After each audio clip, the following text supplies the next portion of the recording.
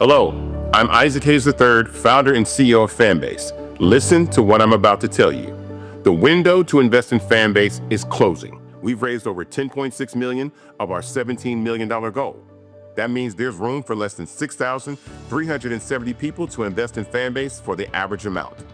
The minimum to invest in Fanbase right now is $399. That makes you an owner in Fanbase today. Go to startengine.com/fanbase to invest. Why? Because current social apps have taken advantage of users for far too long, with content suppression, shadow banning, harmful racist content, and no real tools for monetization and equity. Fanbase has over 1.4 million users and counting, allowing anyone to reach all their following and monetize their content from day one. Social media is the new TV, and whoever owns the apps that distribute that content have the opportunity to own potential billion-dollar companies. While big platforms with uncertain futures are failing to serve their users, Fanbase is stepping up to fill the gap. Don't wait until it's too late. Invest now, invest for yourself and your future. Go to startengine.com/fanbase and own the next generation of social media.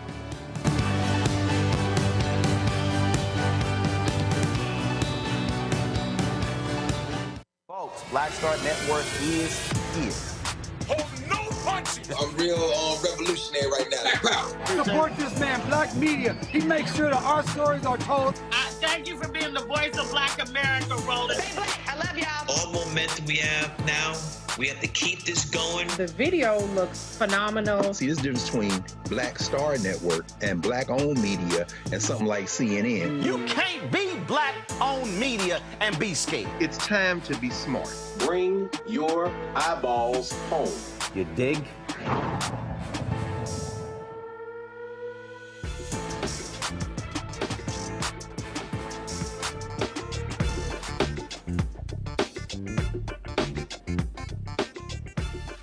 It's Thursday, August 7th, 2025. I'm Dr. Gbenga Ajilore, filling in for Roland Martin today. Here's what's coming up on Roland Martin Unfiltered, streaming live on the Black Star Network. Texas Governor Greg Abbott says the state and possibly even the FBI is tracking down Democratic lawmakers who fled to stop the GOP's redistricting plan. We will talk to two of those lawmakers, State Representatives Manuel and Ashley Simmons, about what's really going down in Texas and what's at stake. Also, those new tariffs, they just kicked in today, and they're the highest we've seen in modern U.S. history. We're talking record high import taxes, what that means for your paycheck, your bills, and your business. Economist Gbenga Ajilore and supply chain expert Jennifer Barbossa will break it all the way down. And Defense Secretary Pete Hegseth is spending $10 million to bring back Confederate monuments. Yeah, you heard that right. We'll unpack the politics, the price tag, and the message behind the move. It's time to bring the funk on Roland Martin Unfiltered, streaming live on the Black Star Network. Let's go. He's got it. Whatever the biz, he's on it. Whatever it is, he's got the scoop, the fact, the find. And when it breaks, he's right on time and it's rolling. Best believe he's knowing. Putting it down from sports to news to politics. With entertainment just for kicks, he's rolling. It's on go, roll, roll, y'all. It's Roland Martin, yeah. Rolling with Roland now. He's funky, he's fresh, he's real, the best, you know he's Roland Martin now.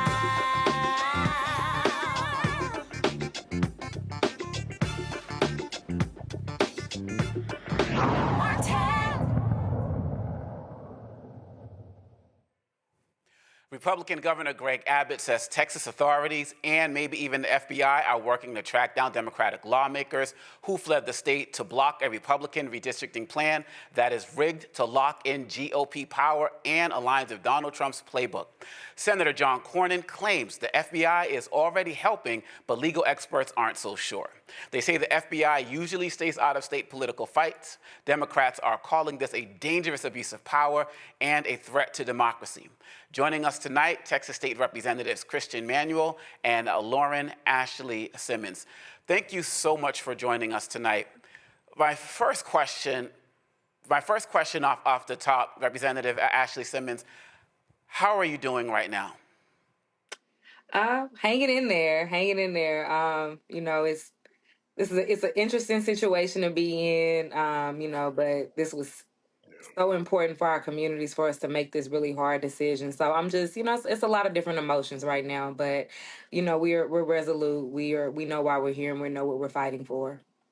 And Representative Ashley Simmons, when people talk about this idea of you all are fleeing, what does that conjure up in your mind? Because for so many of us, it conjures up this idea of these people are cowards. They're scared to take a stand. How do you want to reframe the vocabulary around this? So, you know, I like to be very clear. I'm from Houston, born and raised. I grew up in Third Ward. I've never run from a fight in my life.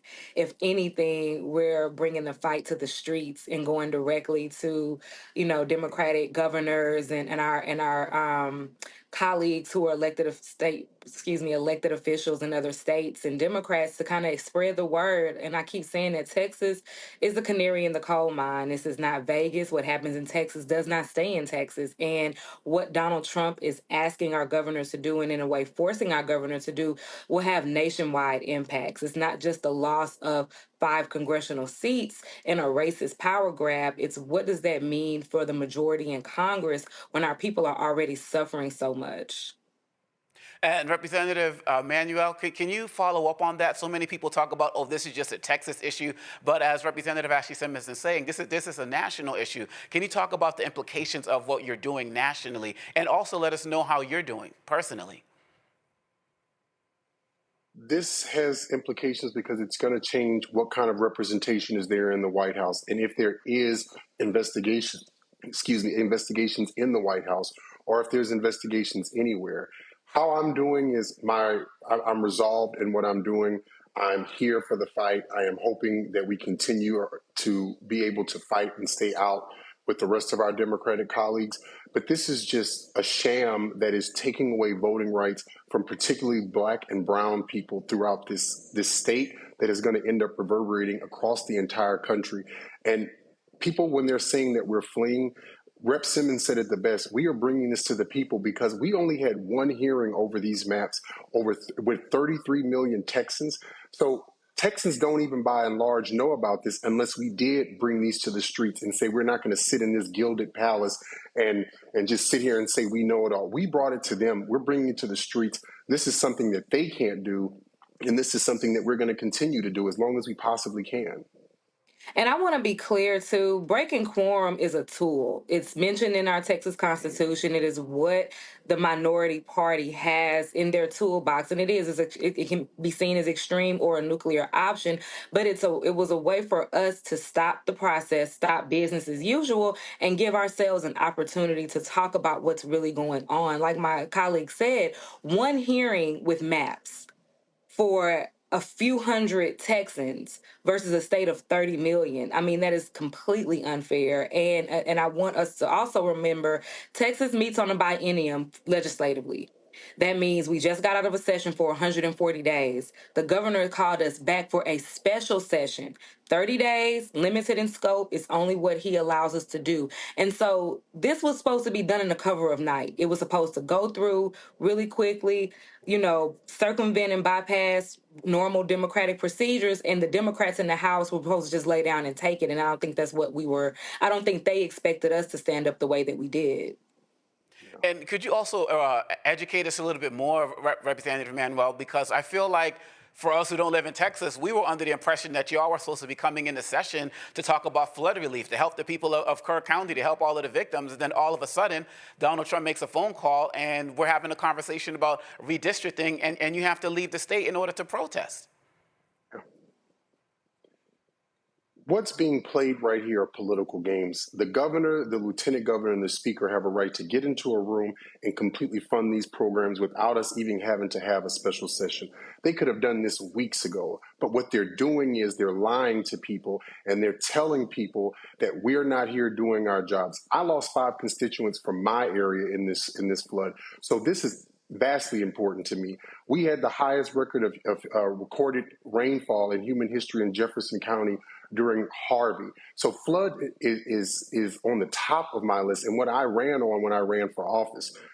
This is a game, and this is a political stunt for people who are running for re-election, and they're using Black and brown bodies as an excuse to say that we're lazy when they have not done the job that they were supposed to be doing for all these years, and now somehow we're the ones that are to blame for this.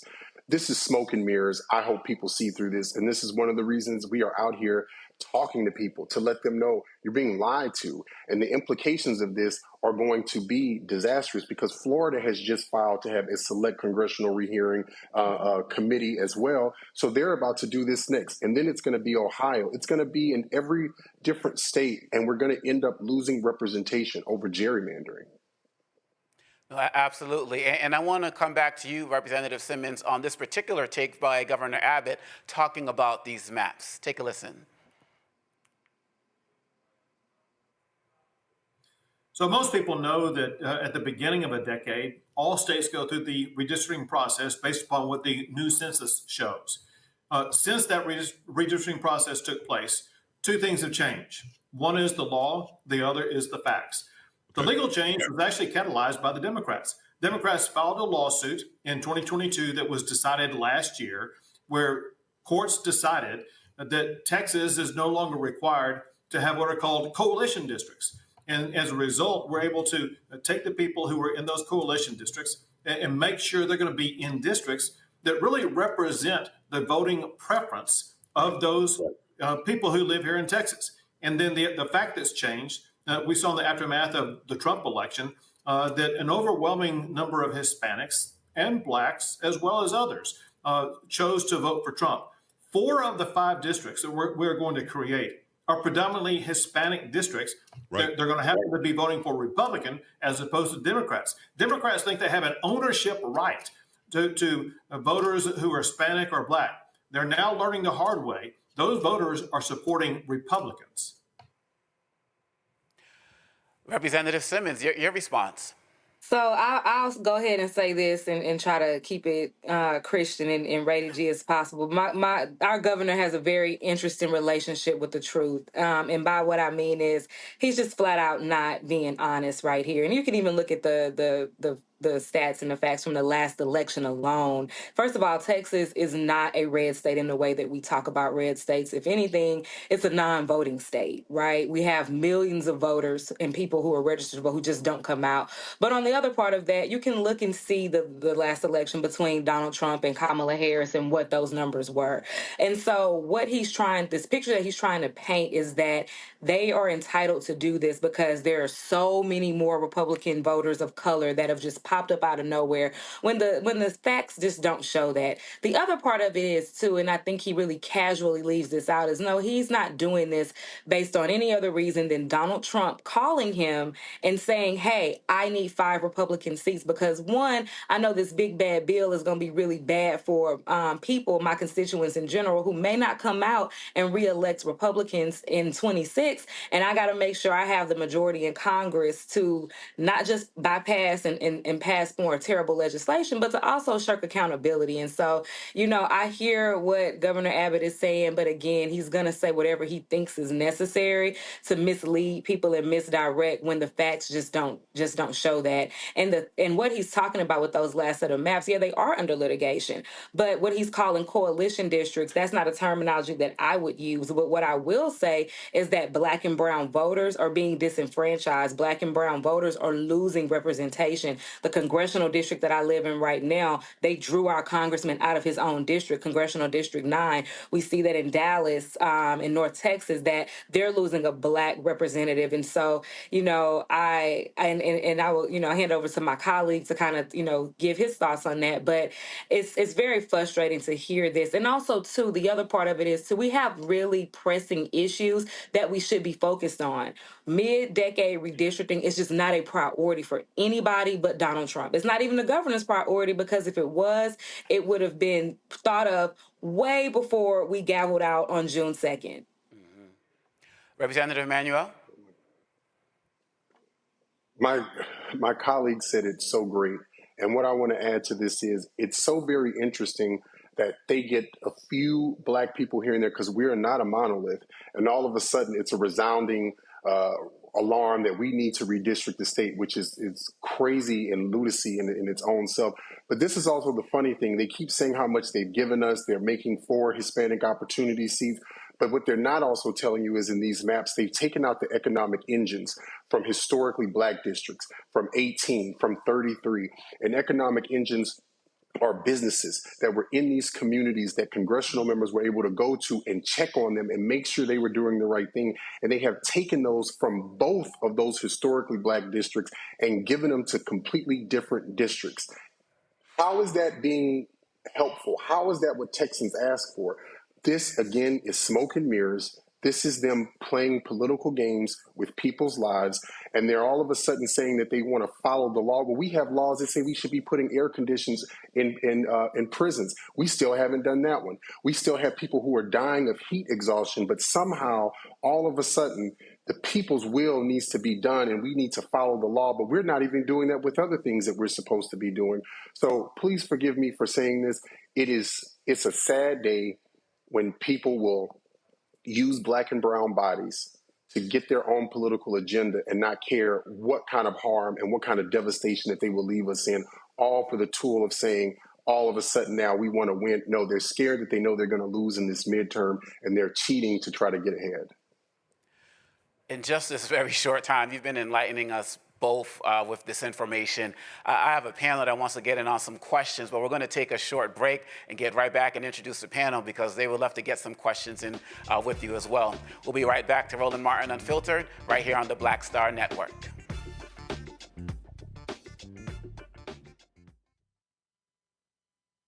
This week on The Other Side of Change, diaspora wars. The internet has been swarmed. Who has a right to blackness and black culture? Who is overrepresented, underrepresented? It's too much. It's making us dizzy. We don't have to be prideful without this air of superiority, right? All stories matter within this black sphere that we exist in. Only on The Other Side of Change on the Black Star Network. What's up, everybody? It's your girl, Latasha from the A. And you're watching Roland Martin Unfiltered.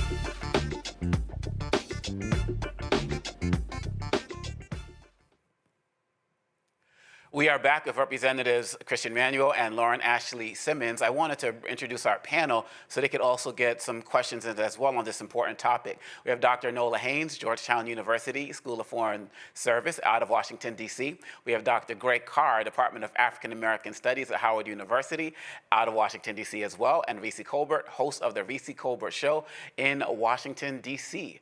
Nola, your question. Thank you so much for this very...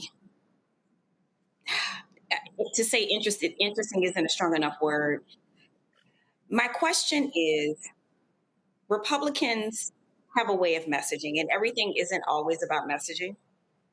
But in this situation, when we're talking about winning hearts and minds, when we're talking about having Americans on Texas Democrat side, they've said two simple things: that you all fled, which is untrue, and that somehow you are doing a disservice to Hispanic Americans in Texas.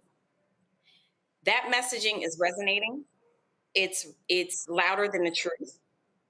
So my question is, what are the three top things would you say in terms of why this is important? Because Democrats, sometimes we can get lost in our ideas and how we talk about them and how we talk to the American people. So what are your top three things you would say to the American people as to why this is important? And thank you for what you're doing. Thank you. I'll go ahead if that's okay, Rep. Simmons. I'll say for me, one is we have to show the commonality between everyone else. I come from a coalition district. I'm in East Texas. That used to be a real strong coalition district, and it has absolutely destroyed working class East Texans. The other way that I've also talked to people about this when I can is to show that we're not gaining Hispanic seats, we're not gaining Black seats. What we're doing is we're packing them into districts, and we're also separating them and causing them to have friction with one another. And another way that I have also tried to frame this to people is, you are literally giving away your voice and that with the way this process is going, it will take 4 black votes to equal 1 white vote in every election from this point going forward. That is less than what we were considered when we were slaves. And also, I have reminded people, I think we often go to the civil rights movement, and I'm not saying that there aren't parallels, but this is actually more in line with Reconstruction and how after slavery, when we started these processes, these were the kind of tools that were used to tear people apart and make them be separated. I think it's also hard because you're right, sometimes we do get in our own way.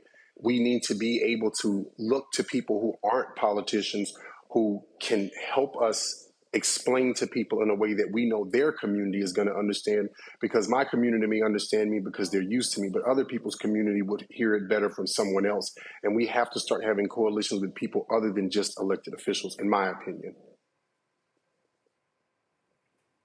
Representative Simmons, did you have anything you wanted to share on that before I toss it to Reese?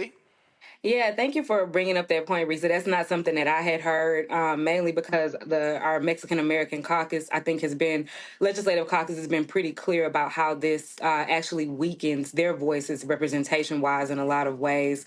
And it does dilute their power because what my colleague said earlier, they're being packed in some ways in some districts, and then they're also having their districts cracked. And what we talk about, when we talk about communities of interest, it's not always just along racial lines, even though what's happening right now is a racist redistricting. It's ensuring that people who share the same city council member, share the same school board member, share the same state representative, and possibly even state senator communities raised are kept together in such a way that people are able to advocate for themselves. When we talk about government is simply about resource allocation. We pay taxes so that services are rendered. And what you want in a representative is somebody who can come from your area and say, listen, this is what matters to my people. When I talk about what's going on right now in my House district, I have two historically Black congressional districts. Congressional District 18, that's my late soror Barbara Jordan's seat. That district has been without a representative almost a year, almost 300. It's been about 200 plus days since they have not had a representative since Congressman Turner passed away in that seat.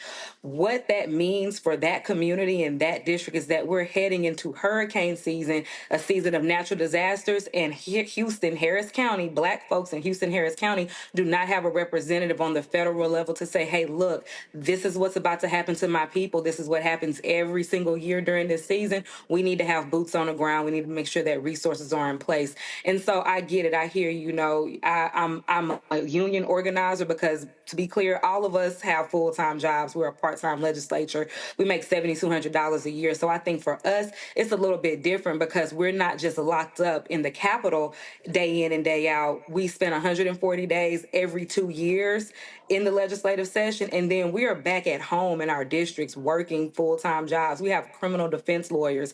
I'm a union organizer. Christian is a community advocate. Like, we are on the ground. And so, things are a little bit different for us in Texas. And I know that there is a messaging problem, and we have to do a good job of that. But I think for us on the ground here, we see this and we feel this every day, and we're watching our communities go without, and we're watching our communities be left behind. The other part of it is, too, this is just something that is just abnormal. This mid-decade redistricting at the behest of a sitting president goes against everything that Texans are about. We talk about don't mess with Texas. Everything is bigger in Texas. Texas used to be its own country. And right now we're watching our governor basically pledge his fealty and act on behalf of the federal government. And that's just not something we do. And so, again, I hear it around the messaging aspect, but it's one of those moments where we stand to lose so much when we're already in the fight of our lives. And I just want to add this one last part. When this happened last time in 2003, when my congressional district was broken up, the person who did it, Tom DeLay, he went to jail because what he did was illegal. He spent time in jail. This, I get it is hard to sometimes convey because most people don't pay attention to politics, but this had someone have to sit in jail and they lost their freedom over this. Reese? Thank you both for your leadership. It's really just extraordinary, the sacrifice that it takes to try to ensure that there's some sort of fairness in the maps that are being completely just butchered.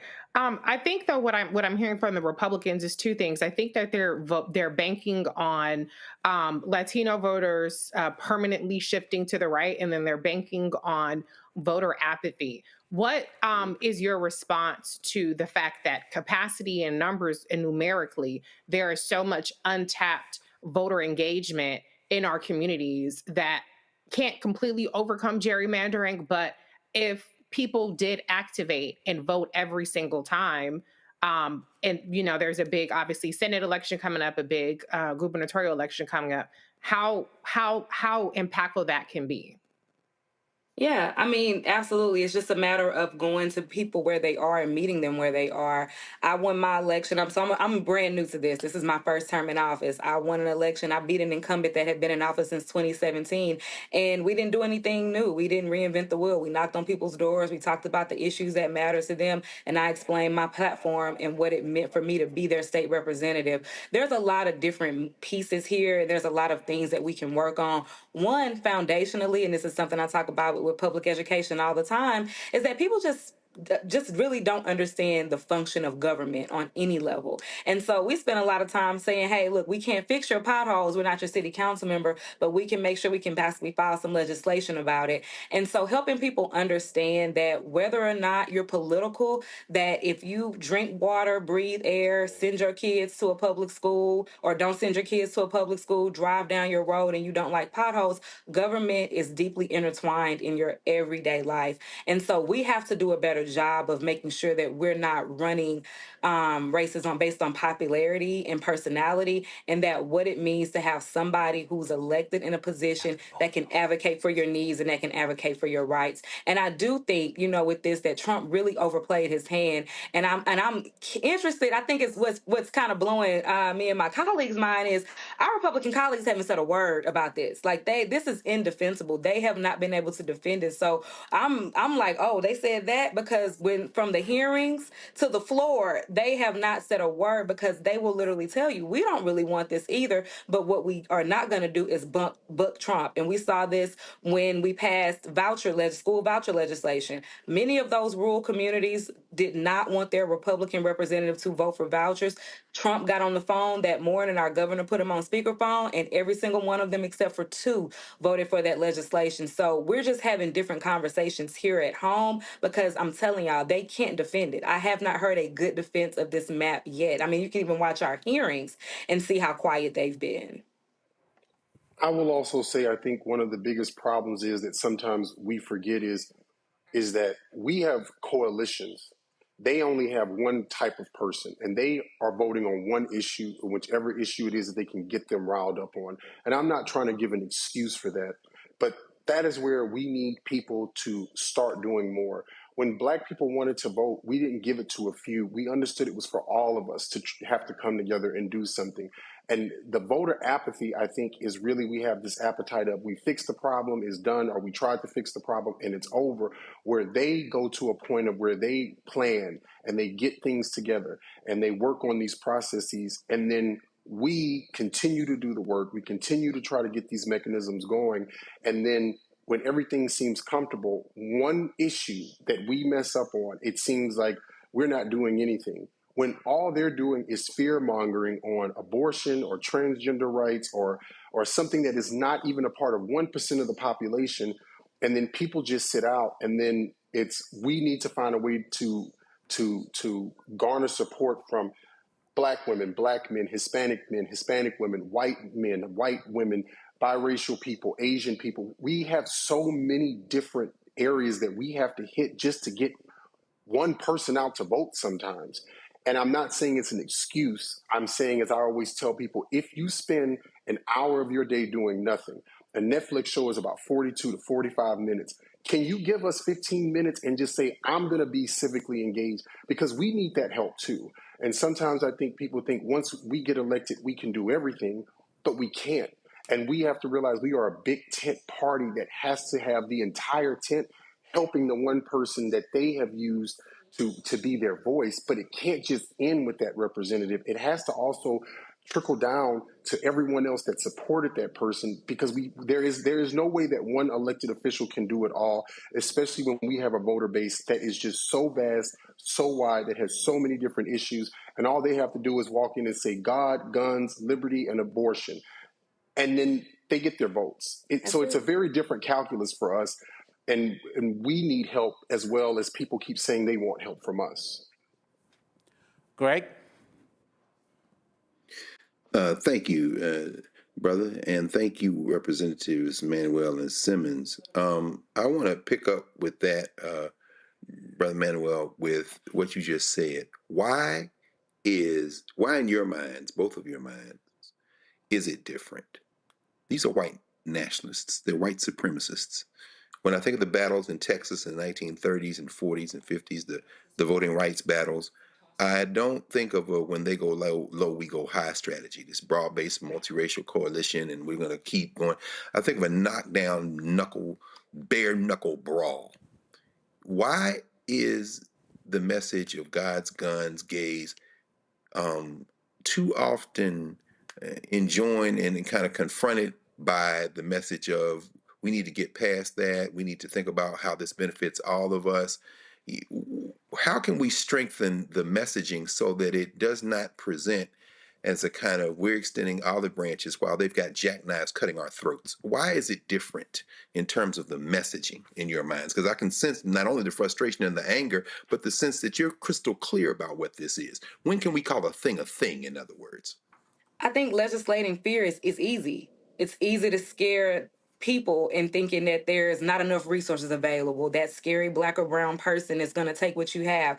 There's going to be a trans person in the bathroom, and if you go in there, somebody's going to, take your kids at night and change their gender. When you have those scary messages being fed to people who are already fearful, who already are having a hard time, who are already being taught and primed to not trust their neighbor, it resonates in a very nefarious way, but it motivates people. And what we have to do is we have to kind of have sometimes some, not wonky, but some serious conversations about why somebody is trying and is hell-bent on scaring you, because they know that they don't have anything else to talk about. We passed legislation this session to help Elon Musk. We passed a bill to put the 10 Commandments in the classroom. Like, when you talk about what actually comes out of that building, the things that we see during a session, it's not for working people. This is not making anybody's property taxes lower. We haven't lowered rent. We haven't made college more affordable. We haven't done any of that. And that's the thing. What happens in Texas is they don't go home and run on that. They run on the fear, because they know if you start getting into the weeds of, well,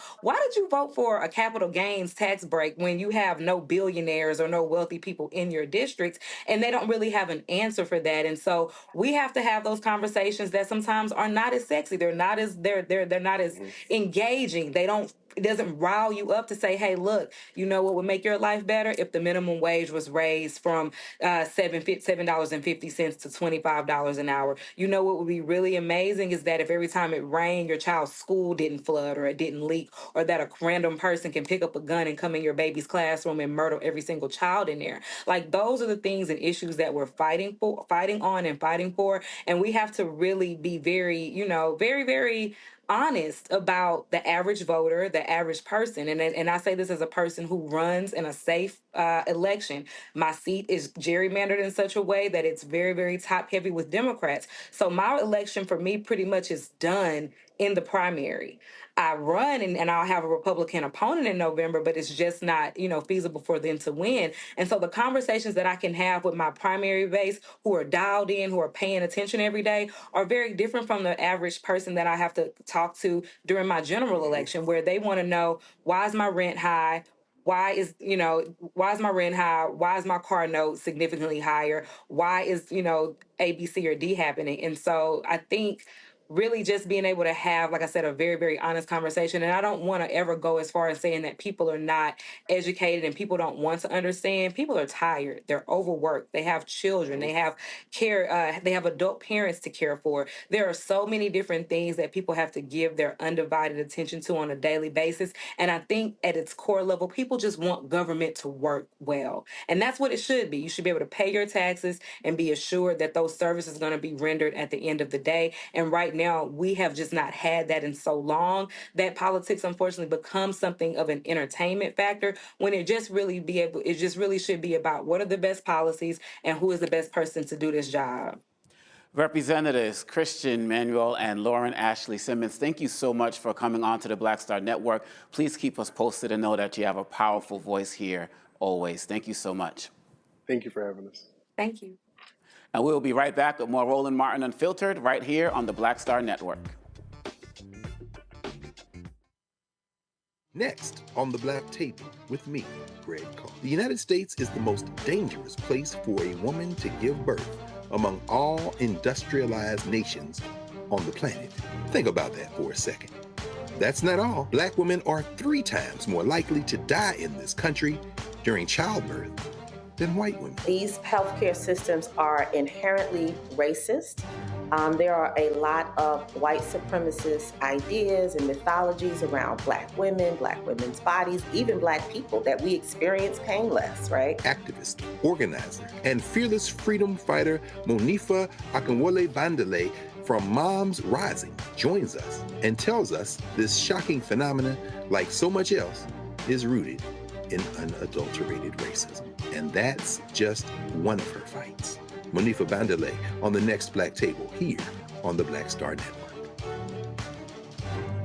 This week on the other side of change. Diaspora wars. The internet has been swarmed. Who has a right to Blackness and Black culture? Who is overrepresented, underrepresented? It's too much. It's making us dizzy. We don't have to be prideful without this air of superiority, right? All stories matter within this Black sphere that we exist in. Only on the other side of change on the Black Star Network.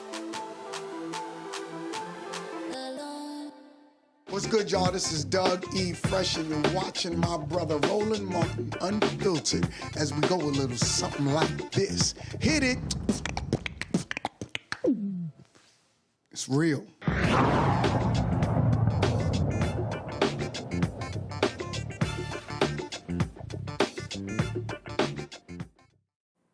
Welcome back. Texas Democrats walked out to block a redistricting plan pushed by Donald Trump and backed by the state's Republican leadership. But leaving the state hasn't been cheap. Representative Wu says he and about 50 of his colleagues have been relying on support from the Democratic caucus to cover hotel bills, and now they're asking the public for help. With no end in sight, this walkout could last weeks, maybe even months. They're counting on small dollar donations and support from Beto O'Rourke's group, powered by people, to stay in the fight. But Republican Attorney General Ken Paxton is now investigating Beto's group, accusing them of bribery. Beto calls it a political stunt, saying it's just more fuel for supporters to dig in and keep the momentum going. They're trying to stop the consolidation of authoritarian power in America as Trump and Greg Abbott and Ken Paxton and the Republicans in Texas, thick as thieves, try to steal these 5 seats in Texas. Donald Trump said the FBI may have to get involved with helping Texas Republicans arrest Democrats who left the state to block a plan to redraw electoral boundaries. Asking for your help to force Democrats back to the state and hold them accountable. Do you want the federal government and the FBI to help locate and arrest these Texas Democrats who have left the state? Well, I think they've abandoned the state. Nobody's seen anything like it, even though they've done it twice before. And in a certain way, it almost looks like they've abandoned the state. It looks very bad. Yeah, go ahead, please. Should the FBI get involved? Should the FBI get involved? Well, they may have to. They may have to. No, I know they want them back. Not only the Attorney General, the governor wants them back. If you look, I mean, the governor of Texas is demanding they come back. So a lot of people are demanding they come back. You can't just sit it out. You have to go back. You have to fight it out. That's what elections are all about. Yeah, please. Thank you so much, President. Texas Governor Greg Abbott is now targeting Democratic State Representative Gene Wu, threatening to have him removed from office for refusing to return to Texas. Wu, who joined fellow Democrats in fleeing the state to block a Trump-backed redistricting plan, says he is standing firm. This should be reflected here. And then you have Indiana Republican Governor Mike Braun saying this morning, talking a little bit about redistricting ahead of his meeting with Vice President J.D. Vance. Let's listen to that. Here in Indiana, we've become more Republican over time. And these maps probably need to be looked at anyway. I'm going to be listening to JD today and our two leaders of the legislature as well, and we're going to have that discussion. What do you say to that? I would say that this is very dangerous, that everything we're doing right now smacks of the Cold War. And what we're talking about is launching nukes at each other. And ultimately, it will be the American people who are hurt. Because if this happens at every time we change presidents, every time parties take power, this will never end. Democrats have no choice but to respond to this in the same way. If you launch missiles at us, we have to launch missiles at you, and it will never end. All it will end is our country in ruin. And what people need to do now is speak up and tell everyone to stop it. The Democratic states, the blue states have said, we would only do this if they fired first.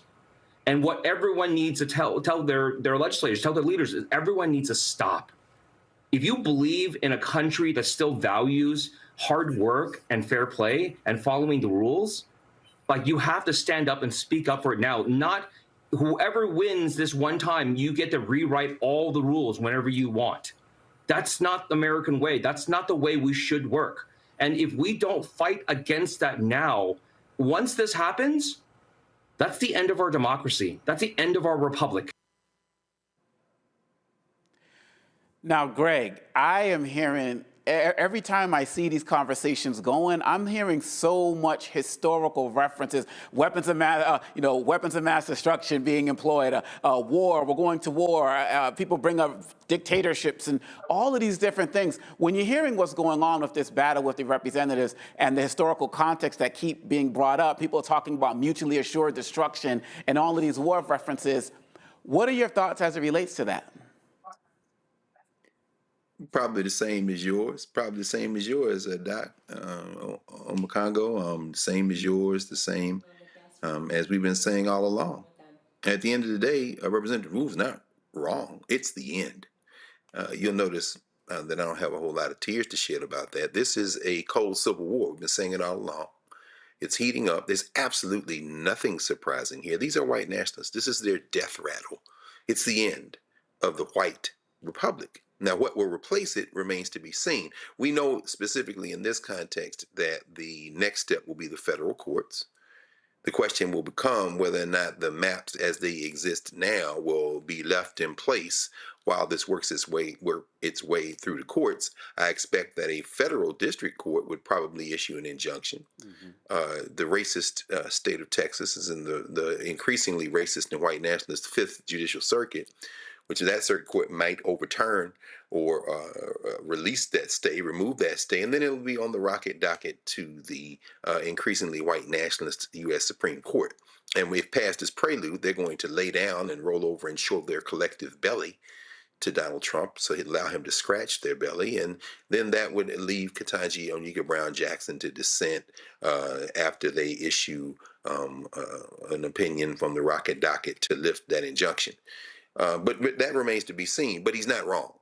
When he says the end of our democracy, it was never a democracy, sir. This was always a white republic, and he's absolutely right. And this is why, as principled and as absolutely accurate as Representative Simmons' answer to my question was, it is also not an answer at all. White nationalists are dying, and this is their dying fight. You don't beat their dying fight by trying to remind their voters that they're harming themselves. Suicide is part of white nationalist illogic. You've got to break their political backs. And that means Illinois, that means California, that means New York, that means everywhere else to assure mutually assured destruction. Then we build something else or not. That's deep. That is so profound in what you're saying. And Reese, I'm hearing all of these conversations about, we need Democrats to fight back. We need Democrats to fight back. And now we're seeing in some states with Pritzker and in California and New York, people are talking about fighting back. But now when I see some of these governors and other Democratic politicians on these news stations, it seems like the media is putting pressure on them. Are you doing the right thing? Is this something you should be doing? Are you any better than the Republicans by doing that? And my response was, I thought this is what people wanted. How do you see it? Well, here's the thing. Democrats have righteousness on their side. It's indisputable that what they're doing is the right thing. The problem is that this country does not vote based on righteousness. This country votes on self-preservation and that alone. And so that's why the whole idea of trying to appeal to people's desire to hold on to democracy and saying this isn't who we are, it's exactly who the fuck we are.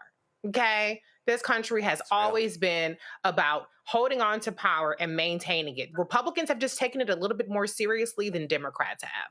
And so what Democrats really should be focusing on is explaining to people that this is not about saving democracy. This is about Republicans trying to be able to rule with impunity. The reason why Republicans are doing this right now is because their policies are shit. It's because the big, beautiful bill is going to make more people homeless, is going to strip tens of millions of people from their health care, and they're going to undo every single investment. As Representative Simmons said, the government is about investment in the American people, and divert all of the money from the federal government to the pockets of the wealthy. So when Democrats get real about what really animates and motivates the American people, maybe they can make some headway. They're not going to ever be able to get MAGA to switch, but they can maybe get some of those 89 million sorry ass motherfuckers who did not vote. Like, this was the biggest threat in Donald Trump and Project 2025 to our self-preservation, to our damn planet when it comes to climate change. If you bring that in there, then maybe we could start talking. But this whole talk about democracy is the same exact reason why we lost in 2024. People do not care about preserving democracy. They care about what impacts them and them alone. I hear that. I received that for real. Nola, sorry. They talk so much about we have laws and we have a nation of laws, but what Trump has revealed to us is that we don't really have laws when it comes to certain things. We have norms. For example, people talking about the FBI actually being used to go and get these folks in tech who are in New York or Massachusetts or California. Some people say that's not what the FBI is supposed to be doing, but Donald Trump is saying, well, we might have to do that. How do you see this breaking down from a national security perspective in terms of what the FBI might actually be doing? Maybe it wouldn't have happened under Christopher Wray, but with a Kash Patel, I feel like anything's possible. I think you're muted. I am. Oh, God, thank God it's you and not rolling. Don't worry. I done seen those videos too. We're good. Cuss out, Nola. Oh, Lord. So, from a national security perspective, let me back up a little bit. A lot of Americans don't realize that the FBI is under the DOJ. Now, we are talking about agencies that are perceived to act independently. But any person, like when you are appointed, when you are part of the cabinet, there is the idea that you serve at the pleasure of the president, which is a confusing sentiment in and of itself. Because in one instance, it's as if the president is the monarch and you work at the pleasure to please the whims of that president. While an agency like the FBI and a Department of Justice, they claim independence. So one of the things that I have been talking about for years is we need to clarify this very blurry line between norms and laws.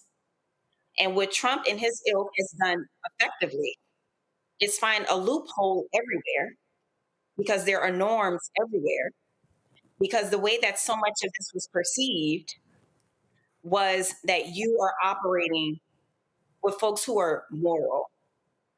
You are operating with folks who have decorum, who will operate within statesmanship. None of that applies to them.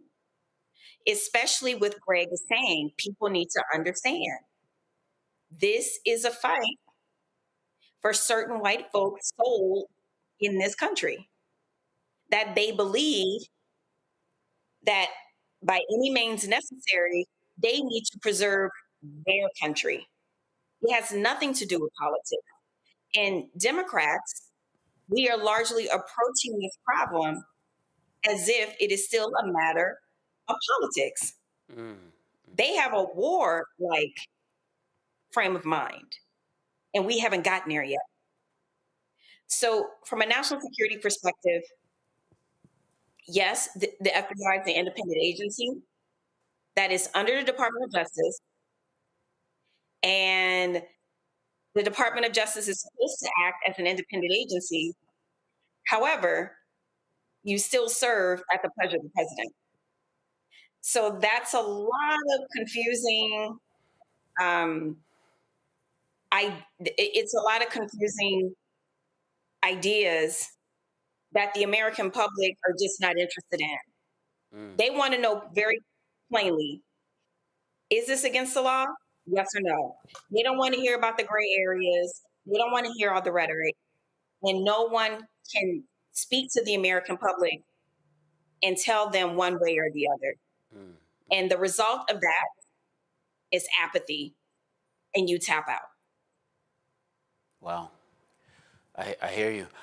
Greg, I want to come back to this fundraising part, because when the George Clooney's and all the worlds were kicking Biden out of the race and all of that other type of stuff, they were talking about fundraising and this, and then Kamala came in and all of this money was raised. But now when I see something that's actually happening with the people, I mean, these representatives that we just had, you know, Simmons and Manuel, like these different parts of Texas, the representation, I don't see Hollywood and all of the people who are saying we need to do this to save democracy. I don't see the millions of dollars coming in. I'm hearing things about donations on the ground. Is this just another way that this idea of what the Democratic Party is supposed to be about has actually been exposed? Man, that's a heavy question, brother. I would say that for the high-profile donors and the political operatives, it's really about the political theater of the national elections. These are not, in terms of the celebrities, they are not, should I put this, they don't really know much about politics. They're not dealing with state and local politics. Yeah. The United States isn't a nation. It's a country with a lot of different nations in it, a lot of different polities in it. The white nationalists have tapped into the visceral glue that holds together the criminal enterprise settler state called United States of America, and that's white nationalism. That operates at the state, local, and federal level. To respond to it at a national level is easy. It's convenient. You raise money. You imagine yourself an avatar fighting a larger battle. But America doesn't have a soul because it's not an entity. It's not a nation. The thing that holds America together is white nationalism. And they're not willing to get in the trenches and fight that white nationalism tooth and nail at the local level. I think where the two things converge potentially at the federal level and maybe the state level and local level would be with those who are anchored in the places where the white nationalists are trying to create the most chaos. So in this instance, and I'm not saying anything new, but I will use this name. It wouldn't be a George Clooney from California trying to battle this. It would be a Beyonce Knowles Carter in Texas. And that's not going to happen. Because at the end of the day, you got to ask yourself, what is your vision for the society you want to live in, and where are you investing your time and energy to make that vision real? It's a lot easier for the Beyoncés and the Jay-Z's to donate money or to cape for Kamala Harris at the national level. When it comes down to a fight like this, if Cowboy Carter got in off the sideline and said, why y'all chopping my city up like this and coming through the third ward and trying to destroy these seats, I'm dumping everything I have and carpet bombing you politically on that. I'd like to see that. And maybe to come to that one day, but I have no real faith that it will, because I understand the United States of America, and it's coming apart at the seams because it was inevitable. Wow. So Reese, if what Greg is saying is true, the Megans, the Beyoncés, may not get off the sidelines. Exactly. What happens here? I mean, these individuals are leaving their homes. This week was the first day of school for some of these representatives' children in Texas. I remember seeing a story about Representative Ramos, who has a daughter with a medical condition. If they're trying to do this off of small donations, and this is supposed to possibly lasting weeks, are you optimistic about what's going to happen here? Are they delaying the inevitable? Because one thing I noticed about Trump, as crazy as everybody says he is and all of the deranged things that he does, one thing is he is very patient. He talks so like he's always in a rush, but he's very patient about waiting things out. And it feels like this is something he feels very comfortable that they can wait out. But can the Democrats, can they afford to do the same if it continues to go like this? Do the big names need to step up, or are we just on our own here? Well, I wouldn't say that Donald Trump is patient. I would say that Republicans are relentless. And they will keep at it and keep at it and keep at it, whereas Democrats will, pack their bags and go home and be like, oh, well, I don't know. Well, we tried. Better luck next time. Better luck in 4 years. And so that's the big difference. And then, to Dr. Carr's point, we have celebrities and Democratic donors who they show up for moments. Whereas on the Republicans, they invest in movements. And movements aren't always about the splashy moments that you have. They aren't always about, like, for instance, when we're reorganized around viral headlines or like around national elections. They will pick a Charlie Kirk who was a high school kid and dump millions of dollars into him and build an empire around that.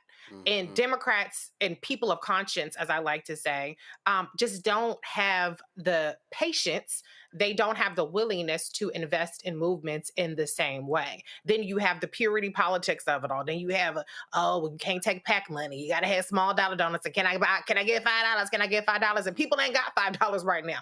The economy is tanking. 300,000 Black women have lost their jobs. And so we're not well primed for this moment. Republicans have Project 2025. They've been playing the long game. They did the long game on Roe v. Wade. They're doing the long game on the Voting Rights Act, the long game on Civil Rights Act. And we are constantly fucking winging it with hardly any resources, trying to play catch up, trying to make $1 out of 15 cents. And so I don't want to say anything to undercut or diminish the power and impactfulness of what these Texas Democrats are doing.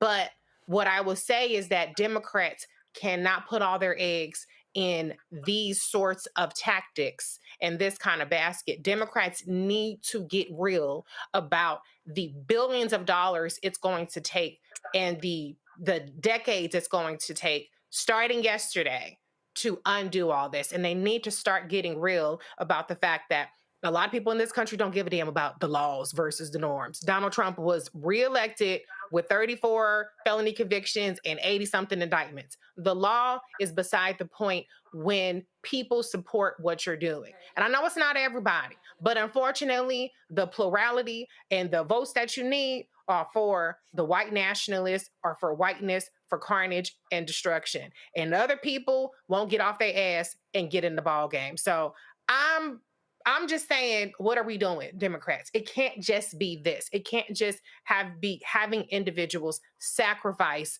their livelihoods, hide out in hotels, which I applaud them for. There has to be a bigger, more comprehensive and well-invested plan to counteract what Republicans are up to. Yeah, it's so interesting that you say that. We talk about Beto O'Rourke is funding, his PAC is funding. I don't hear much from the Stopping Oligarchy tour with Bernie Sanders. I'm not hearing much from the DNC as relates to this fundraising as well. And so I think you bring up some really good points that we have to continue to call out the leaders or the so-called leaders at the top in order for us to make this change. And of course, we're going to continue having this conversation right here on Roland Martin Unfiltered, but we'll be back with some more breaking news and some more stories of the day right here on Roland Martin Unfiltered on the Black Star Network. On the next A Balanced Life with me, Dr. Jackie, we're talking about leveling up, or to put it another way, living your very best life. How to take a bold step forward that'll rock your world. Leveling up is different for everybody. I think we fall into this trap, which often gets us stuck because we're looking at someone else's level up journey, what leveling up means to them.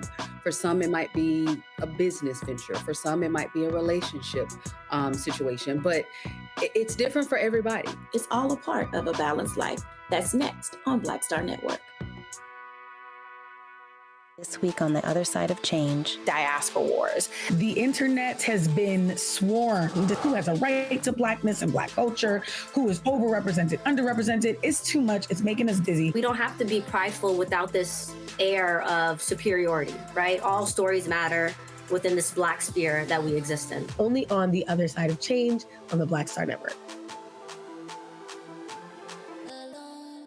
Hey, yo, what's up? This is Mr. Dalvin right here.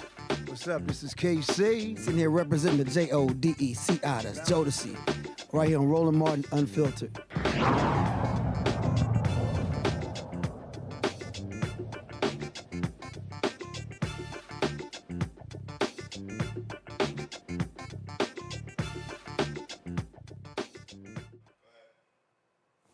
As I mentioned, we were talking about funding organizations and funding representatives, and we're going to stay with this concept of funding, but switching it to a little bit of a different topic here.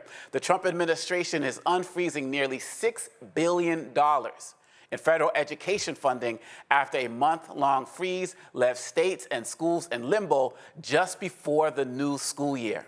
Funds for vital programs, including English language learning, teacher development, and adult education, will start releasing after July 28th. States are reminded they must follow all federal laws, OMB regulations, and executive orders in using these funds. Education Secretary Linda McMahon says the full amount could be distributed by year's end, but many districts warn they need support sooner with classes starting in days. The release follows intense bipartisan and legal pressure in the response to the freeze, which had threatened teacher jobs and student programs nationwide. Now, Nola, when I saw this story, it really made me, it's sad, but it made me say, this is what we try to tell you. You know, here we always talk about hashtag we try to tell you, because everything that these teachers, these families, these educators are asking for, this is what they would call woke. Right? And all, you know, oh, we need after school programs. Oh, we need help for our kids who need occupational therapy in our school. We need the funding for this. When we would talk about these things, they would call it woke, but now it seems that they're kind of messing around and finding out themselves. How do you see it? How do I see it? It's very simple. I think the tactic worked. You scare people, you take resources away from them, and you give them demands, and then they meet them. It's pretty simple. I mean, you discipline children, you discipline animals by taking food away from them, and then you reward them by giving them food. And so the way that this administration is operating domestically and globally is to beat people with a stick into compliance. And sadly, it's working. And so the hoops that people are going to have to jump through to get this money freed, that's also going to include the erasure of Black history.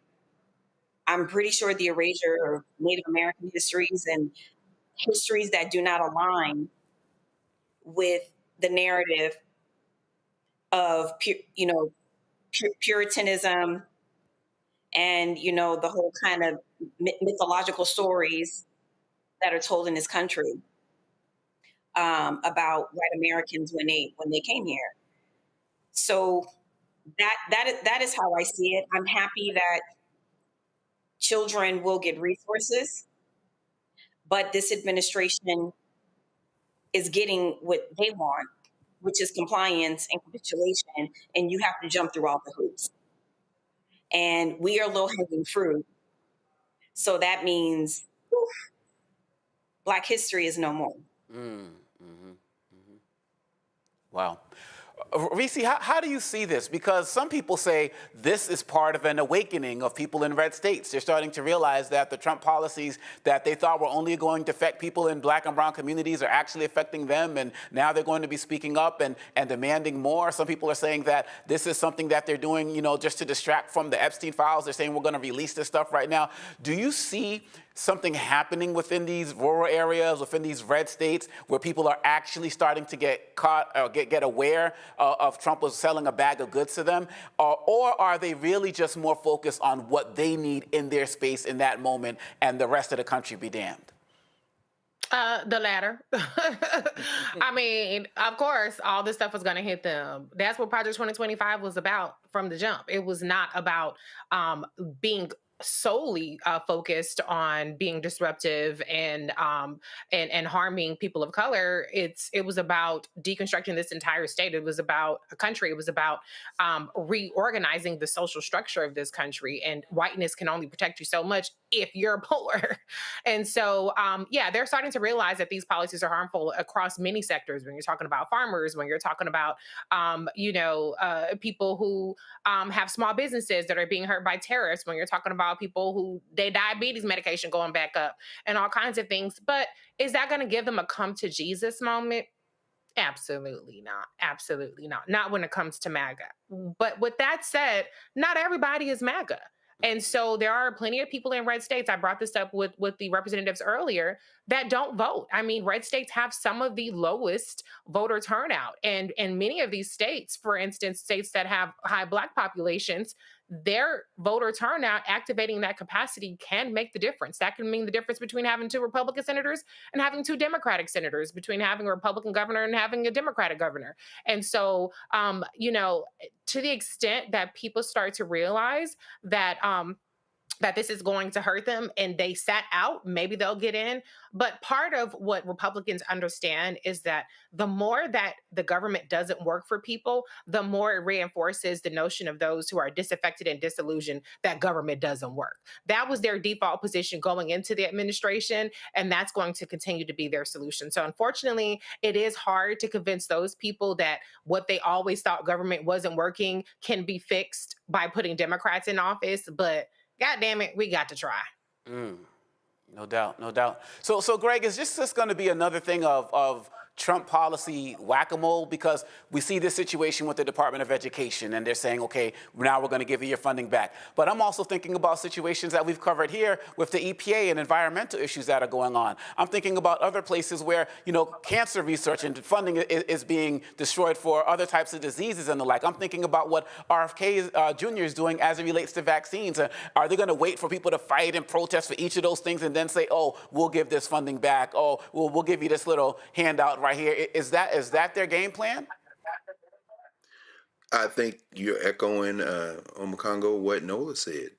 In the Petri dish, the nut case collection that is now running the federal government, the Petri dish of white nationalists and kooks, and RFK is right at home because they get to exercise all of their fantasies at this point. And to extend Reese to just to big up Reese for you saying this. This is Project 2025. This is the nasty little piece of work called Russell Vogt. Russell Vogt is a religious extremist, like many of the other ones, Kevin Roberts and others. But it's important to understand let me just sort it out. You got a shakedown artist in terms of Donald Trump, who certainly is trying to continue to change the subject from his deep relationship with his friend Jeffrey Epstein and their friend, who they've now moved Maxwell to the prison and probably trading right now favors, trying to figure out what they're going to do with her. So there's that. But he understands that whether it be these fake tariffs with people all over the world that aren't really ever going to be enacted, whether it be trying to bludgeon places like Columbia and Harvard over the head, and if anybody thinks you're at a school that has escaped this, you're on the list. We're all on the list. This is Donald Trump with his typical shakedown work. Then you've got the religious extremists and nationalists. We'll set aside the nutcases in terms like RFK. But Russell Vogt is planning all of this. Vogt's idea is that the president is a king. And that if you're going to stop this, you're going to have to fight them in court. And even if you fight them in court, as you saw with another nasty piece of work, Emile Beauvais, they will just ignore you. They are going to try to run roughshod over any notion of the rule of law. And as you said brilliantly, brother, this isn't about laws, it's about norms. But of course, the way that norms express themselves in a civil society is through laws. And once you've torn up the rule of law, you don't get it back. Vogt is now moving, and understand, the hatred toward migrant education, which was $375 million of this funding, the hatred toward English language learning, which is $800 million of that funding, academic enrichment for those who aren't their children, $1.3 billion, and professional development staff and teachers. And they have contempt for teachers because teachers engage in, what's that word? Oh yeah, learning. They're against learning. So that's $2.2 billion. But Russell Vogt, this little nasty piece of work, is now obsessed with this concept of rescission. So what he's doing is preparing these raft of bills to come through the federal legislature to claw back money that Congress has already appropriated. That's his next move. And you're absolutely right. NIH, for example, he was asked about the National Institutes of Health late last month, and he said they've wasted money. What about cancer research? Well, I'm not worried about that. He also is saying that, there should be less bipartisanship in United States Congress. Not that there's a whole lot. But then you have the mute Dakotan, who is the majority leader, John Thune, who is sitting up there trying to keep his stiff upper lip as he suborns all of this foolishness. But he's got a problem, because there's a government shutdown looming in October if he doesn't get these appropriations bills passed, and he needs 60 votes to do it. Well, they want to get past that. They want to lower that threshold. But in Russell Vought's case, what he's saying is this concept of the imperial presidency, this strengthened executive. The president as a king can look at what Congress appropriated and said, I don't agree, and I think you're wasting money, and I think that I can shrink that number, and you just need to see me in court. All of this, in other words, it's not about education. It's not about NIH. It's not about health. It's not about Health and Human Services or HUD. This is about the concept that the president as a king can do whatever the hell he wants. And Russell Vought is going to test that until the wheels come off, because this nasty little piece of work, a religious extremist, has a nasty little vision of a nasty little country in his mind, and he's going to ride it until the wheels fall off or until we stop him, whichever one comes first. It's so powerful that in several of these answers, the idea of Project 2025 was evoked, because one source is reporting that 46% of Project 2025 has already been implemented. And we're not even a year into this presidency yet. So as y'all are saying, if we don't wake up now, before we know it, it's going to be too late. We're going to go to a quick break. We'll be right back with more Roland Martin Unfiltered right here on the Black Star Network. On the next Get Wealthy with me, Deborah Owens, America's Wealth Coach, Black Americans have 1/10 the wealth of their white counterparts. But how did we get here? It's a huge gap. Well, that's why we need to know the history and what we need to do to turn our income into wealth. Financial author and journalist Rodney Brooks joins us to tell us exactly what we need to do to achieve financial success. You can't talk about why we are, as Black people, where we are, unless you talk about how we got here. Bridging the Gap and Getting Wealthy, only on Black Star Network. Week on the other side of change. Diaspora wars. The internet has been swarmed. Who has a right to Blackness and Black culture? Who is overrepresented, underrepresented? It's too much. It's making us dizzy. We don't have to be prideful without this air of superiority, right? All stories matter within this Black sphere that we exist in. Only on the other side of change on the Black Star Network.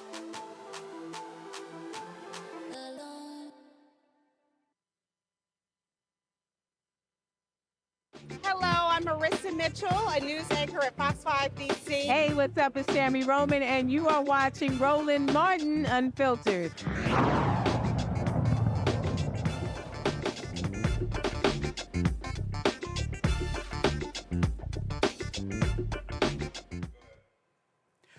President Trump just dropped the hammer on global trade overnight, rolling out the toughest round of tariffs we've seen since the Great Depression. The Great Depression, y'all.